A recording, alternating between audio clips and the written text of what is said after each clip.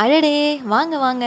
இன்னைக்கு என்னன்னு பார்க்குறீங்களா? அது ஒண்ணும் இல்லைங்க. இன்னைக்கு வந்து ஆடி மாசத்தோட கடைசி வெள்ளிங்கிறனால, நான் இன்னைக்கு வந்து கீரை சாம்பார் வைக்க போறேன். வெங்காயம், தக்காளி நல்லா வதங்குனதுக்கப்புறம், 1 கப் அளவு துவரம்பருப்பு சேர்த்துட்டேன். அது கூட வந்து ஒரு 1/2 டீஸ்பூன் அளவு மஞ்சள்தூள் சேர்த்துட்டு, ஒரு 1/2 டீஸ்பூன் அளவு உப்பு சேர்த்துட்டு நல்லா வதக்கிக்கணும். சிம்மிலேயே வச்சுக்கோங்க. நான் கொஞ்சம் ஹை ஃப்ளேமில் வச்சனால ஒட்டிக்கிச்சு பருப்பு. அது கூட ஒரு கப் அளவு தண்ணி சேர்த்துட்டு லைட்டாக கொதி வந்ததுக்கப்புறம் நான் சக்தி சாம்பார் தூள் வந்து ஒரு 3 டீஸ்பூன் அளவு போட்டிருக்கேன். நல்லா கிண்டி விட்டுட்டு நம்ம குக்கர் மூடி போட்டுருவோம். ஒரு 3 விசில் வந்ததுக்கப்புறம் இறக்கிட்டேன். இந்த மாதிரி பருப்பு வந்துச்சு. ரொம்ப அதிகமாக வேகம் வைக்க வேணாம். நம்ம வந்து கீரை போட்டு நம்ம கொதிக்க தான் வைக்க போகிறோம், சரிங்களா? நான் வந்து முருங்கைக்கீரை எடுத்திருக்கேன். நல்லா கழுவி வச்சுட்டு அந்த பருப்போடு ஆட் பண்ணி நல்லா கிண்டிக்கிறேன். கரெக்டாக ஒரு 5 நிமிஷம் வரைக்கும் நல்லா கொதி வரட்டும், சரிங்களா? ஒரு 5 நிமிஷம் ஆனதுக்கப்புறம் இந்த மாதிரி பருப்பு வந்துடும், சரிங்களா? நான் வந்து அதை தனியாக ஒரு ஹாட் பாக்ஸில் எடுத்து வச்சுட்டேன்.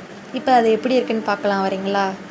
டடா, சூப்பராக இருக்குல்ல? ஓகே, அடுத்து கீரை சாம்பாருக்கு வந்து தொட்டுக்கிறதுக்கு கிட்னி பீன்ஸ் வச்சுருக்கேன்.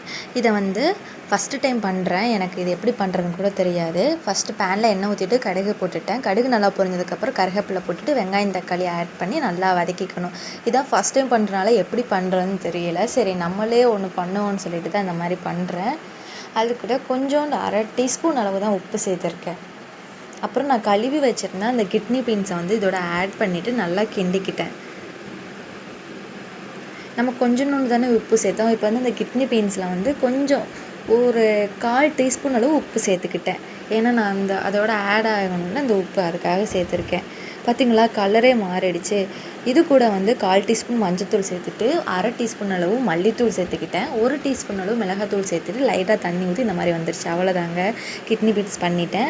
அடுத்து வந்து கீரை பொரியல் பண்ண போகிறேன். ஒரு பேனில் எண்ணெய் ஊற்றிட்டு கடுகு, உளுந்தம்பருப்பு, துவரம்பருப்பு சேர்த்துட்டு 4 வரமிளகா, வெங்காயம் போட்டு நல்லா வதக்கிக்கிட்டேன். நான் அலசி வச்சுருந்த கீரையை வந்து இதோட சேர்த்து நல்லா அந்த எண்ணெயிலே வதங்குற மாதிரி பண்ணிக்கிட்டேன். தண்ணி ஊற்றவே இல்லை, எண்ணெயிலேயே நான் வதக்கிக்கிட்டேன். இதில் வந்து ஒரு 1/4 டீஸ்பூன் அளவு உப்பு சேர்த்துக்கிட்டேன். ஏன்னா கீரையில் வந்து நம்ம உப்பு அதிகமாக போட்டுறவே கூடாது. ஏன்னா ரொம்ப உப்பு கரிக்கிற மாதிரி இருக்குது. அவ்வளோதாங்க, கீரை வந்து ரெடி ஆகிடுச்சு. அப்போ லாஸ்ட் அண்ட் ஃபைனல் டச்சாக வந்து தயிர் எடுத்திருக்கேன். அம்பிடுத்தாங்க, இன்றைக்கி ஃப்ரைடே வந்து இவ்வளோ தான் செய்ய முடிஞ்சிச்சு.